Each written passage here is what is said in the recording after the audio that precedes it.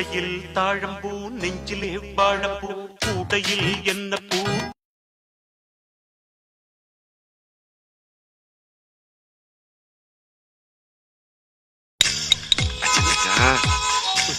மச்சான் super society சரக்கு சாப்பிடு பாரு.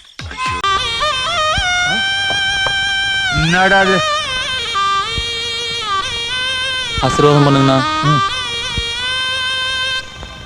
டெய்லி 2 தடவை உன்னை பத்தி பெருமையா சொல்லுவேன். பாருங்கடா எவ்வளவு சீக்கிரம் முன்னுக்கு வந்துட்டா. இன்னும் 5-6 வருஷத்துல எங்க போயிடுவான்ட்டு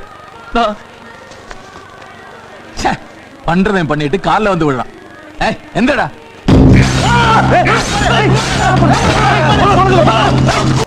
உடனடியா குமார எழும்பூர் பகுதி செயலாளர் அறிவிச்சிரு. குமார இனிமே உனக்கு ஒரு பிரச்சனையும் வராது. ஆளுங்கட்சி ஆளுங்க கூட கிட்ட வர மாட்டாங்க. அப்படியே ஏதாவது பிரச்சனைனா கட்சி பின்னால நிக்கும். காங்கிரஸ்க்கு இருக்கிற தைரியம் இந்த நாட்டில் வேற எவனுக்கும் கிடையாது. ஒரே ஒரு விஷயம் கேட்க விரும்புறேன் யோகி ஆதித்யநாத் அவர்களுக்கு, நீங்க அறிவது இல்லாதவரா இல்ல உலகத்துல அத்தனை பேர் படிக்காத முட்டாள் நினைச்சிட்டு இருக்கீங்களான்னு கேட்கிறேன். ஜாதி மதம் வச்சுட்டு எவ்வளவு நாளைக்கு தான் உங்களால அரசியல் பண்ண முடியும்? நீ கேட்ட ஒவ்வொரு கேள்வி என்ன செருப்பால் அடிச்ச மாதிரி இருக்குடா. ஆள் இல்லாத கடையில டீ ஆத்திட்டு அந்த டர்னல்ல வந்து கையை ஆட்டிட்டு போயிட்டே இருக்காரு. யார் இருந்தா அந்த டர்னலுக்குள்ள? தைரியம் இருந்தா ராகுல் காந்தி பிரியங்கா காந்தி மாதிரி நடு ரோட்ல இறங்கி காப்பாத்துங்க மக்களை.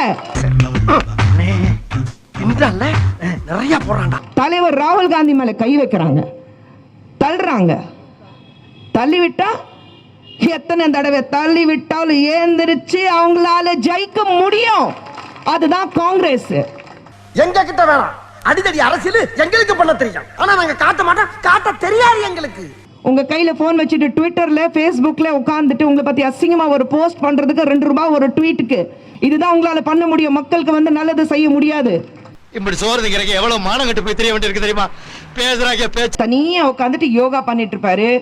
மானுக்கு சாப்பாடு போடுவாரு, மயிலுக்கு சாப்பாடு போடுவாரு. பக்கத்துல ஒரு புறா வரும், அதுக்கு சாப்பாடு போடுவாங்க.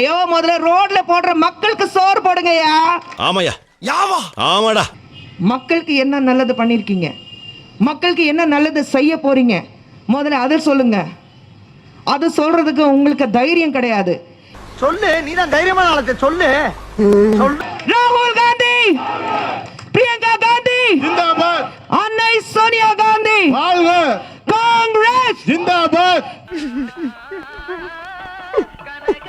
ஏப்பா அழுகுற முரியேசா? என்னமா ஃபீல் பண்ணி கூவுறான்டா அவன். 2024 நான் மீண்டும் ஆட்சிக்கு வந்துருவேன். அந்த அகம்பாவம் வேண்டாம், மறந்துடாதீங்க. பாஜக உங்களுடைய கவுண்டவுன் ஆரம்பிக்குது. என்ன ஆரம்பிச்சிடுங்க. யார் இவன் கூட்டத்தை பொழந்துகிட்டு வர்றா? இவ்வளவு நேரம் எதிர்கட்சி கிழிச்சியே அந்த ஈகுகா கட்சி தலைவரோட உயிர் தொண்டா நானு. மரியாதையா இதே மேடையில மன்னிப்பு கேட்கணும். மன்னிப்பு கேட்கல இங்கேயே உன்னை கூறுகுறா வெட்டி போட்டுருவேன். கேளுடா மன்னிப்பு. மன்னிப்பா? தெரியாது போலுக்கு நம்மளை பத்தி.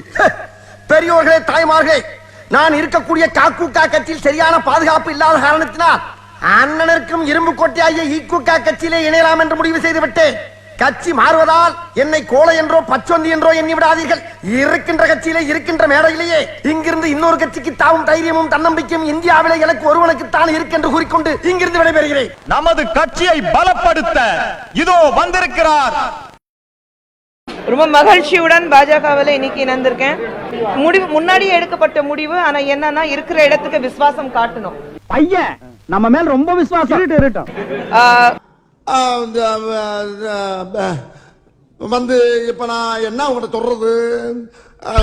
அப்போ தவறாக படும்போது நிச்சயமாக நானே சொல்றேன், அவங்களுக்கு ரொம்ப எதிராக நான் பேசியிருக்கேன். ரொம்ப கடுமையாக அவங்களை விமர்சிச்சிருக்கேன். அவன் வேற யாரும் இல்ல சிம்ரன், அவன் என்னோட காலேஜ் ஃப்ரெண்டு. அப்ப இருந்து அவன் குடும்பத்தை நான் கவனமா பேசுவேன், என் குடும்பத்தை அவன் ரொம்ப கவனமா பேசுவான். இதை நாங்க 2 பேரும் ஒரு ஜாலியாவே எடுத்துக்கிறது. உடனே நான் பாஜக போய் சேர போறேன்னா வந்துச்சு. இதோ நிக்கிறேன், காங்கிரஸ் சார்பாக இந்த மேடையில நிக்கிறேன். அமித்ஷாக்கு வந்து குணமடைந்து திரும்பி வரணும்னு வாழ்த்துட்டாங்களே, பிஜேபிக்கு கண்டிப்பா கன்ஃபார்ம்டா போறாங்க. இப்போ மட்டும் இல்ல, அந்த என்இபி மசோதா மட்டும் இல்ல, அதுக்கு முன்னாடி வந்து பலமுறை நான் வந்து பிரதமர் மோடி அவர்களுக்கு நேரடியாகவே நன்றி சொல்லியிருக்கேன். அமித்ஷா அவர்களுக்கு வாழ்த்து சொல்லியிருக்கேன். அது வேற வாயி, இது நார வாயி. ஏன் ரஃபேல் பத்தி அவங்க கிட்ட கேள்வி கேட்க கூடாது? பிரைம் மினிஸ்டர் கேர் சொல்லிட்டு ஒரு ஃபண்ட் ஆரம்பிச்சாங்க. அது எங்கிருந்து வருது, எங்கே செலவு பண்றீங்க? அது பத்தி கேட்கவே கூடாது, ஆர்டிஐல இருக்காது. இது வரைக்கும் பாஜக மேல எந்த வகையிலையும், எந்த தலைவர் மீது எந்த வகையிலையும் எந்த வந்து ஊழல் எதுவுமே இல்ல. அடங்கப்பா, இது உலக நடிப்புடா சாமி. ஒரு எதிர்ப்பு சக்தி உருவாக்கிட்டு இருக்கு. அந்த எதிர்ப்பு சக்தி பாஜக எகென்ஸ்டா, மோடி அவர்களுக்கு எகென்ஸ்டா, அமித்ஷாவுக்கு எதிராக, மொத்தம் பாஜக ஆட்சிக்கு எதிராக எல்லாரும் குரல் எழுப்ப ஆரம்பிச்சிட்டாங்க. மக்கள் இன்னைக்கு சொல்றாங்க, எனக்கு மாற்றம் வேணும், போதுடா சாமி, 6 வருஷம் உன்னை நம்பி நான் கஷ்டப்பட்டது போதும், ஏண்டா உனக்கு நான் ஓட்டு போட்டேன்னா இருக்கு. அது உங்களுக்கு வந்து அந்த அளவுக்கு ஒரு மெஜாரிட்டி இல்ல. மெஜாரிட்டி ஏன் இல்லைன்னா மக்கள் உங்களுக்கு ஆதரவு கொடுக்கல.